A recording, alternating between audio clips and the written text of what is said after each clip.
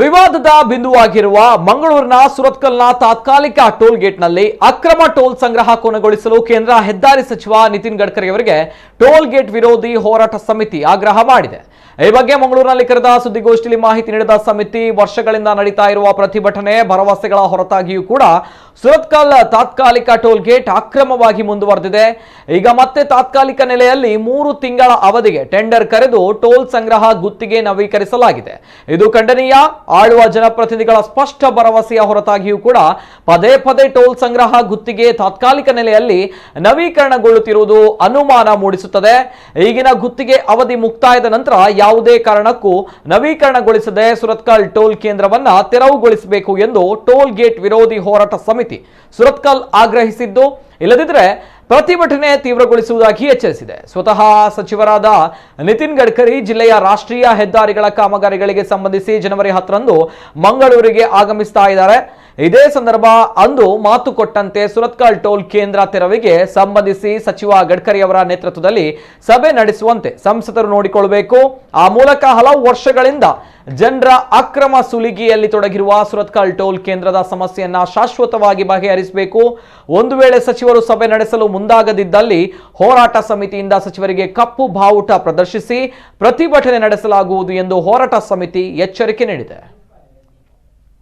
ಅಂದ್ರೆ ಮುಂದಿನ ತಿಂಗಳು ಜನವರಿ 10ನೇ ತಾರೀಕು ಹೆದ್ದಾರಿ ಸಚಿವರಾದಂತಹ ನಿತಿನ್ ಗಡ್ಕರಿ ಅವರು ಮಂಗಳೂರಿಗೆ ಪ್ರವಾಸ ಹಮ್ಮಿಕೊಂಡಿದ್ದಾರೆ, ಭೇಟಿ ನೀಡ್ತಾ ಇದ್ದಾರೆ. ರಾಷ್ಟ್ರೀಯ ಹೆದ್ದಾರಿಗಳ ವಿವಿಧ ಕಾಮಗಾರಿಗಳಿಗೆ ಸಂಬಂಧಪಟ್ಟ ಅವರು ದಕ್ಷಿಣ ಜಿಲ್ಲಾ ಪ್ರವಾಸದಲ್ಲಿ ಇರ್ತಾರೆ ಅನ್ನುವಂಥ ಮಾಹಿತಿ ನಮಗೆ ಲಭ್ಯ ಆಗಿದೆ. ಹೇಗೂ ನಮಗೆ ಕಳೆದ ವರ್ಷ ನಳಿನ್ ಕುಮಾರ್ ಕಟೀಲ್ ನೇತೃತ್ವದ ಸಂಸದರ ನಿಯೋಗರ ಜೊತೆ ಮಾತಾಡ್ತಾ ಅವರು ಸುರತ್ಕಲ್ ಟೋಲ್ ಗೇಟ್ ಅನ್ನು ತೆರವುಗೊಳಿಸ್ತೀವಿ, ಅದಕ್ಕಾಗಿ ನಾನು ವಿಶೇಷ ಸಭೆಯನ್ನ ಮಾಡಲಿಕ್ಕೆ ಅಧಿಕಾರಿಗಳಿಗೆ ಸೂಚನೆ ಕೊಟ್ಟಿದ್ದೀನಿ ಅನ್ನುವಂಥ ಮಾತನ್ನು ಹೇಳಿದ್ದಾರೆ. ಅದರಿಂದ ಇವತ್ತಿಗೂ ಆಗಿಲ್ಲ. ಈಗ ಅವರು ಇಲ್ಲಿಗೆ ಬರ್ತಾ ಇರೋದ್ರಿಂದ ಅವತ್ತು ಅದನ್ನು ಮಾಹಿತಿ ಕೊಟ್ಟದ್ದು ಯಾರಂದ್ರೆ ಮಾಧ್ಯಮಗಳಿಗೆ ನಳಿನ್ ಕುಮಾರ್ ಕಟೀಲ್ ಅವರೇ ಮಾಹಿತಿ ಕೊಟ್ಟಿರುವಂತಹದ್ದು. ಮತ್ತು ಅದೇ ಸಂದರ್ಭದಲ್ಲಿ ಬಸ್ಸು ಮಾಲೀಕರ ಸಂಘದವರು, ಕೆನರಾ ಬಸ್ಸು ಮಾಲೀಕರ ಸಂಘದವರು ಇಲ್ಲಿಯ ಕೆಲವು ಪತ್ರಿಕೆಗಳಲ್ಲಿ ಸಂಸದ ನಳಿನ್ ಕುಮಾರ್ ಕಟೀಲ್ ಅವರಿಗೆ ಅಭಿನಂದನೆಗಳನ್ನು ಸಲ್ಲಿಸಿ ಜಾಹೀರಾತನ್ನು ಕೂಡ ಹಾಕಿದ್ದಾರೆ. ಅಷ್ಟಿರ್ತಾ ಈ ರೀತಿ ನಮ್ಮನ್ನು ಮೋಸ ಮಾಡೋದು ಸರಿಯಾದದ್ದಲ್ಲ. ಅದರಿಂದಾಗಿ ಸಂಸದ ನಳಿನ್ ಕುಮಾರ್ ಕಟೀಲ್ ಅವರು ಅವರದೇ ಸರ್ಕಾರದ ಸಚಿವರು, ಅವರದೇ ಪಕ್ಷದ ಸಚಿವರಾದಂಥ ನಿತಿನ್ ಗಡ್ಕರಿ ಅವರು ಹೆದ್ದಾರಿಗಳ ಕೆಲಸಕ್ಕೆ ಸಂಬಂಧಪಟ್ಟೆ ಮಂಗಳೂರಿಗೆ ಬರ್ತಾ ಇರುವಂಥ ಈ ಸಂದರ್ಭದಲ್ಲಿ ಜನವರಿ 10ನೇ ತಾರೀಕು ಮಂಗಳೂರು ಸುರತ್ಕಲ್ ತಾತ್ಕಾಲಿಕ ಟೋಲ್ ಗೇಟ್ಗೆ ಸಂಬಂಧಪಟ್ಟು ಕೂಡ ಸಭೆಯನ್ನು ನಡೆಸಿ ನಮ್ಮ ಹೋರಾಟ ಸಮಿತಿಯ ಪದಾಧಿಕಾರಿಗಳನ್ನು ಕೂಡ ಆ ಸಂದರ್ಭದಲ್ಲಿ ಸಚಿವರ ಜೊತೆ ಮಾತುಕತೆಗೆ ಏರ್ಪಾಡು ಮಾಡಿ ಸುರತ್ಕಲ್ನ ತಾತ್ಕಾಲಿಕ ಟೋಲ್ ಗೇಟನ್ನ ಪ್ರಶ್ನೆಯನ್ನ ಅಂತಿಮವಾಗಿ ಇತ್ಯರ್ಥಪಡಿಸಬೇಕು, ಅದನ್ನು ಅಲ್ಲಿ ತೆರವುಗೊಳಿಸುವಂಥ ಒಂದು ನಿರ್ಣಾಯಕ ಕ್ರಮಕ್ಕೆ ಮುಂದಾಗಬೇಕು ಅಂತ ನಾವು ಒತ್ತಾಯವನ್ನ ಮಾಡ್ತಾ ಇದ್ದೀವಿ.